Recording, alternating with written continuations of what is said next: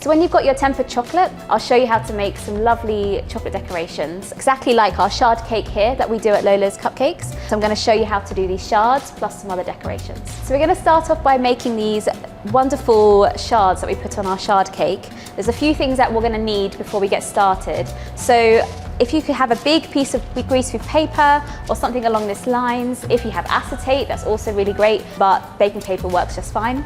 A ruler, a large palette knife, offset or straight, that doesn't matter, and a smaller one if that's possible, and then your chocolate. So what you're going to do, this top chocolate is tempered. We're going to pour a little bit on top of our baking paper. We're going to pour it in a nice line so we can cover the whole thing.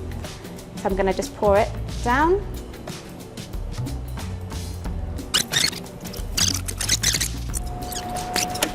It's already setting, I think it's too cold. So you can see here there's actually setting too much. So a way to avoid this, because this is a really lovely cold surface, putting it on a chopping board or putting it on something that's a little bit warmer, not warm, but a little bit warmer, will help it not set as quickly. And then what we're going to want to do here is we're going to spread it about 12 centimeters to get these really great kind of wave effects. So I'm going to use my large palette knife and I'm going to spread it along like this. So once you've got it nice and wide along the baking paper, I'm going to use this small one and I'm going to bring it up.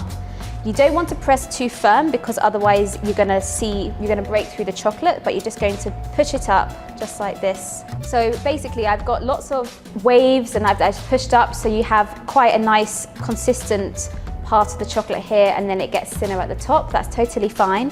And so now, before I cut the chocolate into their pieces, I'm just going to wait for it until it's just starting to set. So when you put your finger onto it, you're not going to get any chocolate on your finger, but it's not hard enough that it's going to snap. So what I would do then, I will have my ruler and then a knife. Thank you. So what I'm going to do, I'm going to trim off this edge to make it nice and flush. I won't need a ruler for this, I'll just go straight through.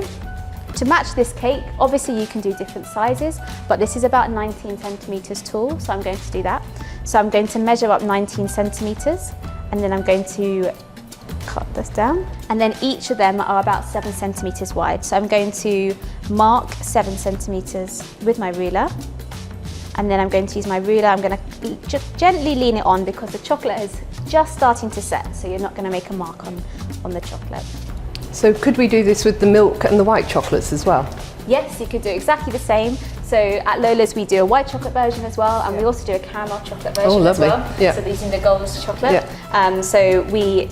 It's exactly the same technique, which is great. So you can do different colours, you can do different flavours. It's really easy to do. For additional wow factor, I'm going to add some gold splatter, which is like an edible gold dust mixed with a bit of vodka or water, whatever is fine. You can also do various different coloured dusts, or you can get creative with that. So I've got some gold dust mixed with a bit of water here. And then I'm just going to mix it so it's nice and well incorporated and it's a good consistency.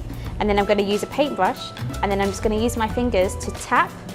It does get a little bit everywhere. I'm moving backwards. So step back a little bit, but you could just tap and you can cover the chocolate in gold, which I think adds a really nice special touch to the cake and the decorations. It's very glamorous when you start to add the gold. Yes, I think it makes it makes it look really nice and special. Yeah. So I'm going to leave this now to set for about 20 minutes, just so we know it's fully set before we put it onto the cake, and then we can add it to our cake and decorate the cake to how we like. Celebrate with Lola's.